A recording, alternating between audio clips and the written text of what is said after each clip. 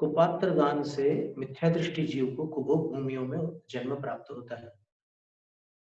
तो फिर ये सारी चर्चा थी।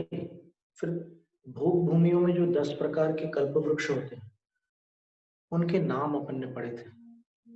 इसके उपरांत उन कल्प वृक्षों का कार्य बताते हैं। नाम एक बार देख लेते। मज्जंग तूर भूषण जोई सुकेह भायणंग दीवंगा वत्थंग भोयणंगा मालंगा सुरतरु दसहा। मध्यांग तूर्यांग भूषणांग ज्योतिरंग गृहांग भाजनांग दीपांग वस्त्रांग भोजनांग और माल्यांग, ये 10 प्रकार के सुरतरु अर्थात कल्प वृक्ष होते हैं। अब मध्यांग का अर्थ क्या है देखते हैं। ऐसरस मई सुगंधम दिट्ठंची चमचणे अहिलासम इंद्रिय बलपुट्ठियरम मज्जंगा पाणयम दिंती। अत्यंत सरस, स्वाद सहित, अत्यंत सुगंधित, देखते ही जो अभिलाषा उत्पन्न करे ऐसे, और इंद्रियों के बल को पुष्टि प्रदान करने वाले जो पानक होते हैं, पेय पदार्थ, मध्यांग कल्प वृक्ष उन पेय पदार्थों को प्रदान करते हैं। और गत सत्र में हमने अपन ने देखा था कि तत्वार्थ वृत्ति नाम के ग्रंथ में उसका उल्लेख है, पर वो अपन निकाल नहीं पाए थे। अब निकाल लेते हैं। तत्वार्थ वृत्ति ग्रंथ में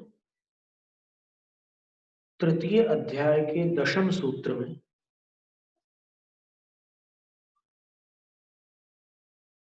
अथ केते 10 प्रकाराः कल्प वृक्षाः। अब वे 10 प्रकार के कल्प वृक्ष कौन से हैं, ऐसा प्रश्न है। तो बोलते हैं कि प्रथमे मध्यांगा, पहले मध्यांग कल्प वृक्षाः, कल्प वृक्ष ते मध्यम स्रवंती, वो मध्य को स्रवित करते हैं।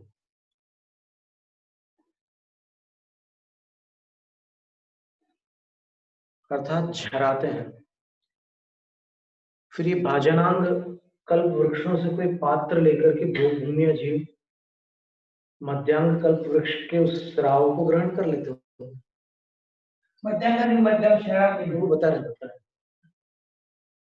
मध्यम नाम मध्यम न भवति, वास्तव में जो मध्य है वो मध्य नहीं है, ऐसा कह रहे हैं आचार्य। किंतरी फिर क्या है, तो बोलते क्षीर दधि सर्पिरादि सुगंध सलिल पानकम भवति। क्षीर माने दूध, दही, फिर सर्पी यानी घी आदि की सुगंध से युक्त सलिल पानकम, पानी जैसे पेय होते हैं। उसमें खुशबू दूध की आती है, दही की आती है, घी की आती है और अन्य भी अनेक प्रकार की आती है। तो ऐसे पेय पदार्थ हैं। और फिर इनको मद्य क्यों कहते हैं, तो फिर उसका उत्तर देते हैं कि वो इंद्रियों में मादकता लाते हैं, इसलिए मद्य कहते हैं। यानी इंद्रियों के लिए पुष्टिकारक होते हैं। और फिर कहते हैं काम शक्ति जनकत्वान मध्यम इत्युपचर्यते, उपचार से उनको मध्य कहते हैं, क्योंकि वो वैसे इंद्रियों की काम और भोग विषय जो शक्तियां होती है उसको उत्पन्न करते हैं। इसलिए जैसे शराब जो है वो नशा उत्पन्न करता है, और ये जो है ये इंद्रियों में मादकता लाता है, ये मध्य, इसलिए इसको उपचार से मध्य कहा है। यानी वो अभक्ष वाला मध्य यहाँ पर नहीं है। नहीं तो इसको पढ़ करके कोई सोचे कि वाह जैन धर्म के शास्त्रों में कितनी अच्छी बात लिखी, खुश हो जाए कोई, तो इसका अभिप्राय यहाँ पर क्लियर है। अब इसके बाद दूसरा जो है वो तुर्यंग है। तो आचार्य बता रहे हैं उसका क्या अर्थ होता है। तत्विथ घणम सुशिरम वज्रम तूरंग पायवादिन्ति वरमौड कुंडलाय आभरणम भूषण दुमावे। आभरणम भूषण दुमावे।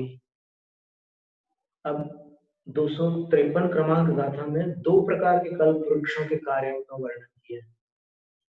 पहले बता रहे हैं कि जो ये तूर्यंग नामक पायव, पायव का अर्थ होता है पादप, ये पायव शब्द इसमें आता है नवीन सूत्र में। कप पायव नहीं, ये तो इसमें आता है उपसर्ग सूत्र में कप पायव भैया, और वहां पर नवीन सूत्र में भी पता था वड्डी छाया वाली जो गाथा है ना उसमें।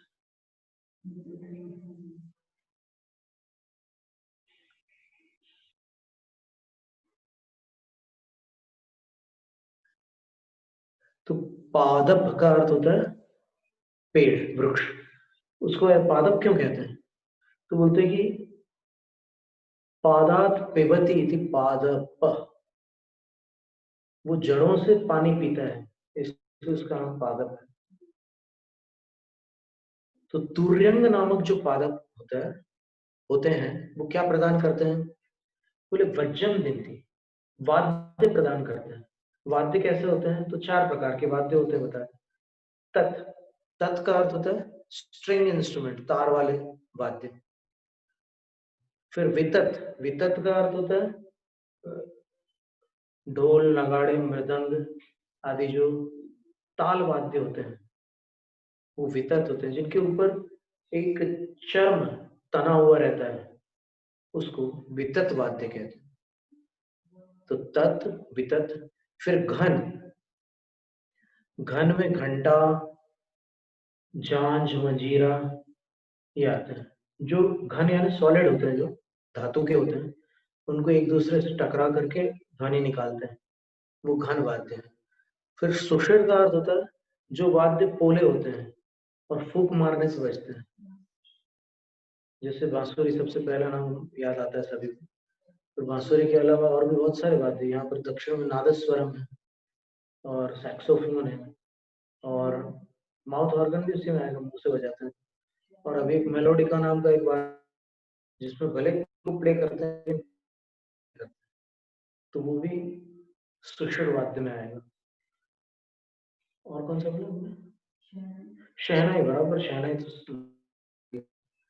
तो ऐसे 4 प्रकार के वाद्य होते हैं। तत्, तत् यानी क्या हुआ? तार वाले बाजे। फिर वितत, जिस पर चर्म तना हुआ रहता है, वो सिंथेटिक लेदर हो या फिर ओरिजिनल लेदर हो। फिर घन और सुषिर। आदिनाथ भगवान के समय से ही चले आ रहे हैं, यानी चमड़े के बाजे जो थे उस समय भी बजते थे। आदिनाथ भगवान ने जिनको इसमें नियुक्त किया था, जब उन्होंने पूरी व्यवस्था की थी आजीविकाओं की, तब उन्होंने ये भी बताया था। पर उस समय क्या था कि वो वस्तु मृत प्राणियों से प्राप्त होती थी, वर्तमान में मारित प्राणियों से प्राप्त होती। तो इतना अंतर है। तो वर्तमान में ये क्रूरता आ गई है और अभक्ष का प्रचार बढ़ गया। कभी कोई ऐसे भी मिलते हो कि जो मारित ना हो, तो ये स्थिति है। तो तत्, वितत, घन, सुषिर, और उनके लिए अलग स्थान भी होते थे मंदिर में बजाने के लिए। सभी पुराने मंदिरों में आप देख लीजिए, चाहे उत्तरापथ हो या दक्षिणापथ हो, वहां बाजा बजाने के लिए अलग से एक उनका स्थान होता है बजाने वालों का। वो वहीं तक आते हैं और भीतर नहीं जाते।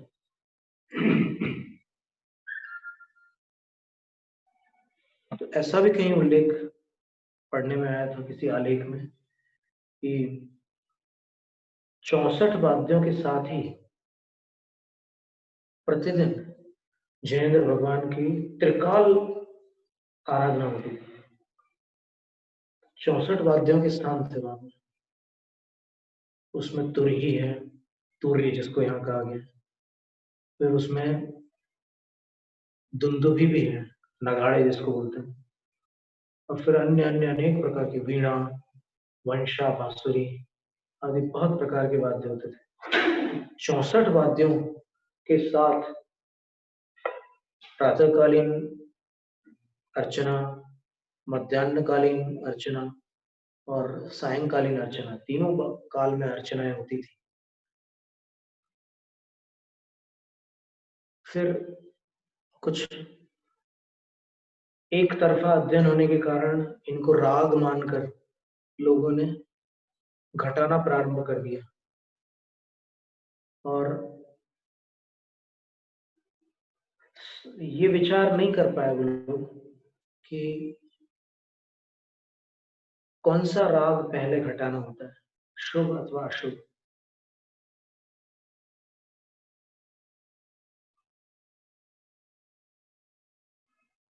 बहुत पुरानी एक घटना पंडित जगनमोहन लाल शास्त्री जी ने सुनाई थी।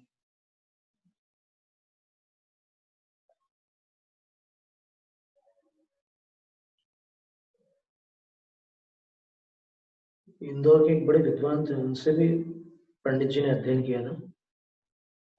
तो वो ऐसे 10 दिनों के लिए तो जाते ही थे सभी विद्वान लोग, अभी भी जाते हैं, हर जगह अलग अलग जाकर तत्वार्थ सूत्र पढ़ते हैं, फिर 10 धर्मों पर विवेचन करते हैं। तो पंडित जी खंडवा गए हुए थे। तो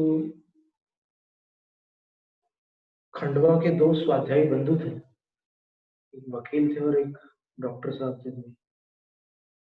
तो पंडित जी कुछ वाचना कर रहे थे, तो वो लोग उसमें सम्मिलित नहीं हो रहे थे। तो पंडित जी ने उनसे कहा कि आप बैठिए। तो उन्होंने कहा कि पंडित जी, आपके गुरु हमें नहीं समझा पाए, तो आप क्या समझाओगे मुझे? तो पंडित जी ने बोला कि मैं समझाने के लिए नहीं बना रहा हूँ, मैं समझने के लिए बना रहा हूँ। आप बैठो तो सही, आप अपना तत्व मुझे समझाओ। तो समझाने लगे वो, राग ही है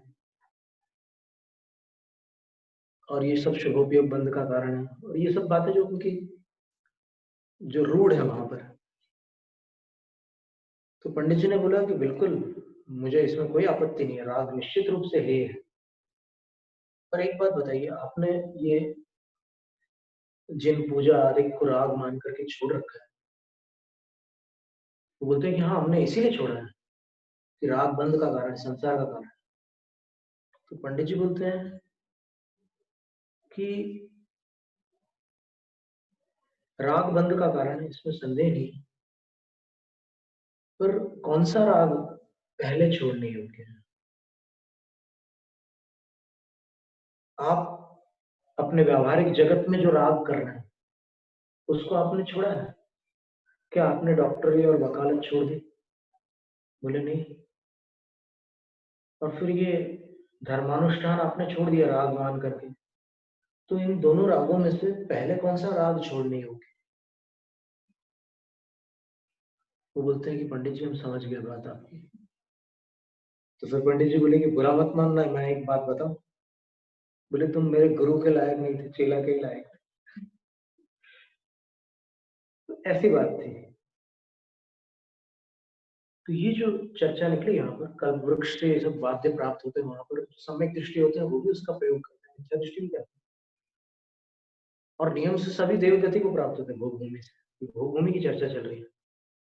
और उसके बाद उत्तम मुकुट, कुंडल आदि आभरण यानी जो आभूषण होते हैं, वो भूषणांग नामक कल्पद्रुम, कल्प वृक्ष प्रदान करते हैं। बस आज अभी यहीं तक स्वाध्याय रखते हैं। इसके बाद आगामी सत्र में इसके आगामी विषय को अपन देखेंगे। इसकी चिंता नहीं करना कि समय कितना मिला है, जो उपयोगी विषय मिला है उसका बहुमान करें। जैनम जयतु शास्त्री। हाँ, नवीन स्तोत्र में क्या था? यवप गिरिपा यवप वत्ता पुनलच।